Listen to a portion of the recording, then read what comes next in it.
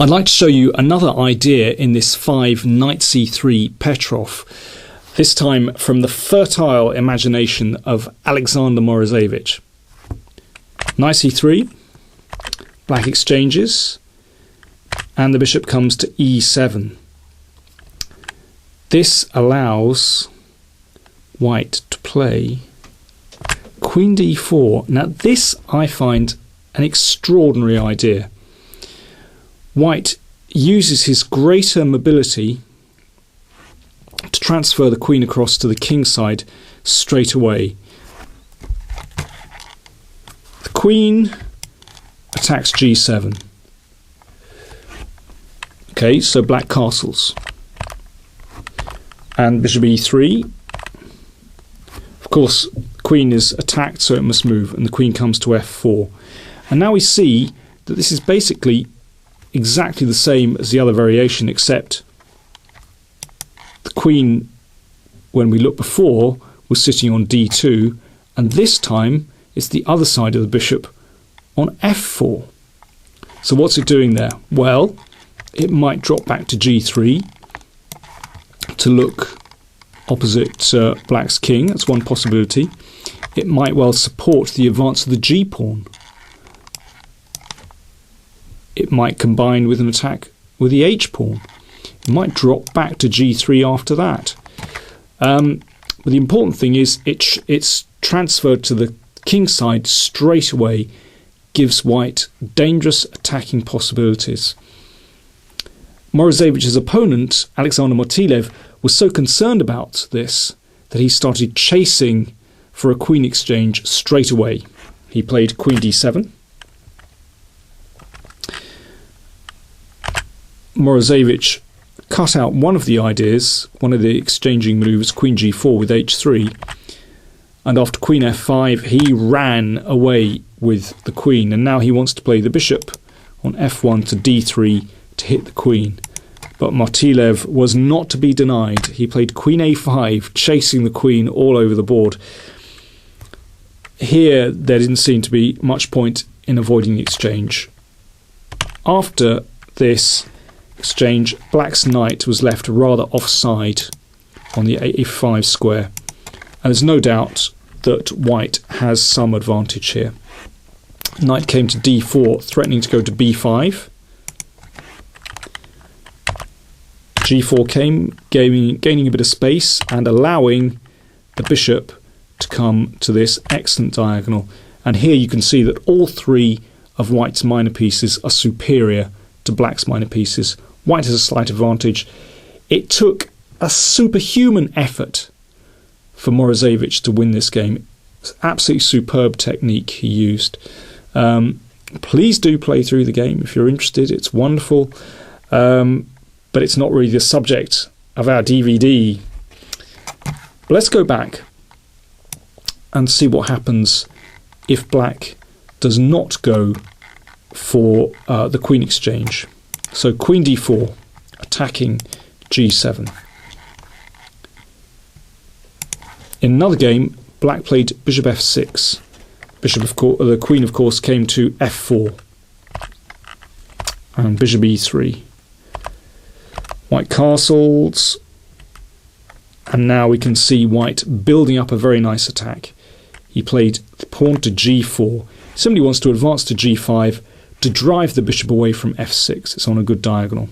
Then he might well follow up with bishop d3, or maybe a pawn storm with the other h-pawn. The other h-pawn? This h-pawn. Black tried knight e5. But white carried on regardless. Black could exchange here, but then we see that white can open up the g-file quite successfully. Even in the endgame, white here has good attacking chances. And now a very strong move, bishop d4. And white is doing rather well here. Let's go back and see what happened in the game. After g5,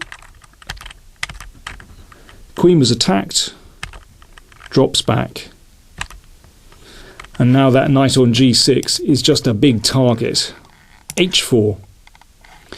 And the queen is perfectly placed behind these two pawns. So the idea is to shove these pawns as far down the board as possible, open up a line, and then the white queen is opposite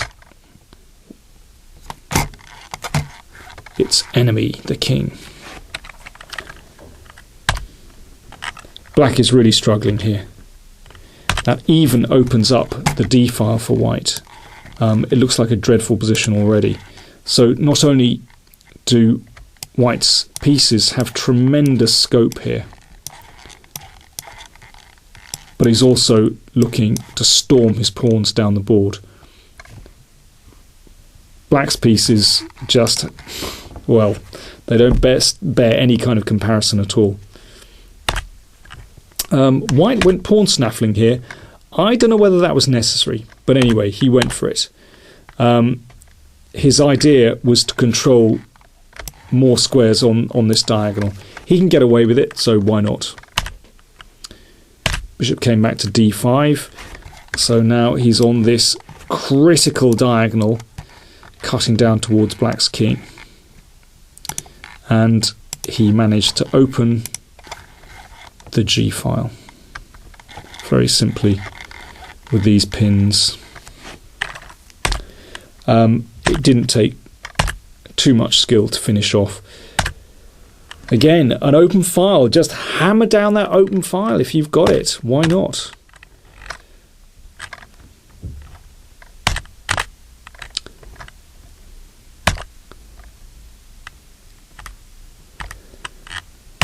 And white won very, very easily. At the moment he's, how many pawns up? 2 pawns up. Well, it was a very simple win. But I thought it was a great illustration of this idea of Morado, which is queen d4, a swing across to the king side straight away. In fact, these games where the g file opens, and in particular the one we saw in this variation earlier with g takes f3, rather reminds me of a game I saw quite recently. If we can just come out of this and find the right one, here we go. If I can get to it, there we are.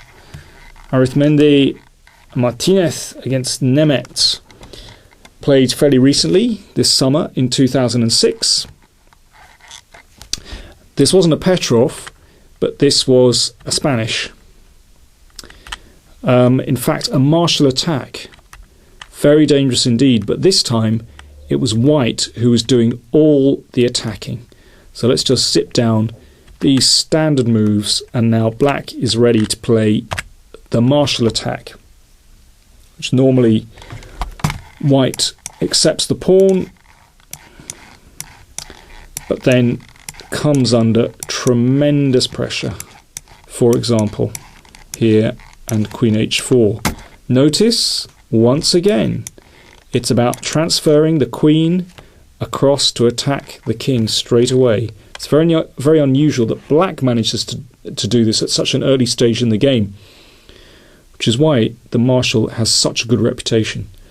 But let's go back, folks, because after d5, the starting move of the martial attack, white actually played pawn to d4. A bit of a sideline, but not without venom, as we will see. The pawn came to e5. Aha! We've seen that one already. Driving the knight from f6. Black played the bishop to g4. Could well be that bishop f5 is a safer move. Just claiming this diagonal. We've seen many times that this light squared bishop, once it cuts back here, well, normally we've seen it from d3, but if it's on this diagonal, there can be huge problems. So bishop f5 is possibly a safer move. Anyway, bishop g4 occurred. This looks very natural though, because we're pinning the knight. And here, bishop takes f3. Of course, white cannot play queen takes f3, but must double the f pawns. But this is part of white's tricky plan. Here, black tried queen d7. However, f5 is probably the best move. Means that the bishop on c2 is going to be cut out of the game once it arrives here. But anyway, even here, white has some kind of attack. Indeed, Shirov has won a very nice game from exactly that position, and Thomas Luther as well. Anyway, instead of f5, black played queen d7 and white played king h1. You can see there is some similarity between this game and the Petrov we looked at. It immediately made me think of these games together, because positionally, of course, white's position is dreadful. You know, with these double pawns, it's very weak indeed. But it's all about the open G file, just as the Petrov game is just about the open G file as well. White has one idea: hammer down the G file, get to black's king, and it is fantastically dangerous. This knight wasn't doing much on d8, so on c6, so black is trying to manoeuvre it via d8 to e6, where it perhaps has some bearing on the king side. But it's not good enough. Threat, pawn to f5. Well, it can't play it immediately, but if knight e6, then pawn to f5. So black plays f5, unsurprisingly. White captures. Positionally, this looks absolutely dreadful, and I can imagine when black was calculating these variations, first of all, he thought, well, this is simply impossible for white to play like this, because these pawns look appalling. At some point, white's king is going to be exposed. And where exactly is the danger? How many pieces at the moment are attacking black's king? Well, nothing. Actually, white has a fantastic attack here. First of all, the queen came in with tempo. The threat is to capture on d5. So the pawn on d5 was protected. The bishop cuts back to our favourite diagonal. Black must do something about it. Well, if h6, that's pretty ugly. All the light squares are so weak. Not a good idea. So naturally he played g6 to block out the attack. Then came rook g1. So we can see that there is already considerable pressure against the pawn on g6. Things are about to happen.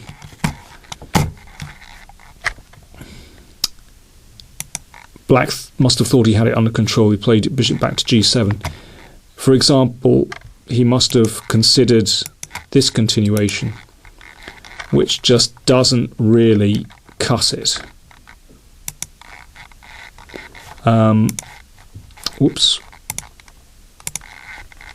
And queen h7. Black can defend here. White is going to have pressure on the g file, but for example, there's a rook that can come across and defend g7. This rook is in play, the knight is in play, the queen is also in play.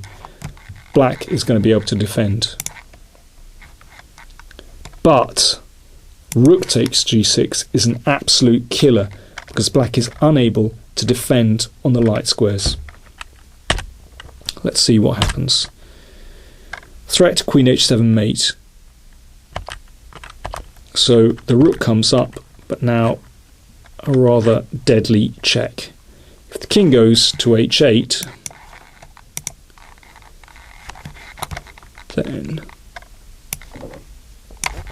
I imagine that's going to be a strong move. There might well be others. I guess, looking at it here, that black can survive to an ending. But how many pawns is that? White has 2 pawns, extra pawns, should be winning. There might well be other winning moves for white. Okay, so black came to f8. Bishop a3 check. That bishop wasn't doing much, but now it's just slicing across the board. Black had nothing better, but obviously a self pin like that with the rook is hopeless, and the win was very, very simple now. Amazing how quickly White's attack developed from seemingly nothing. There is no defence here at all. Just keep pinning. Queen f6 was also a good move, by the way. But it's absolutely hopeless. And here, Black gave up. I imagine White is going to take the rook first and then take the queen, and that's the end. It's funny, when I saw this game, it just made me think of those Petrov games. It's just incredible how quickly Black folds when there's just one open file, one G file, and Black just White, I'm getting very confused. White just hammers through down the G file. Very, very simple indeed.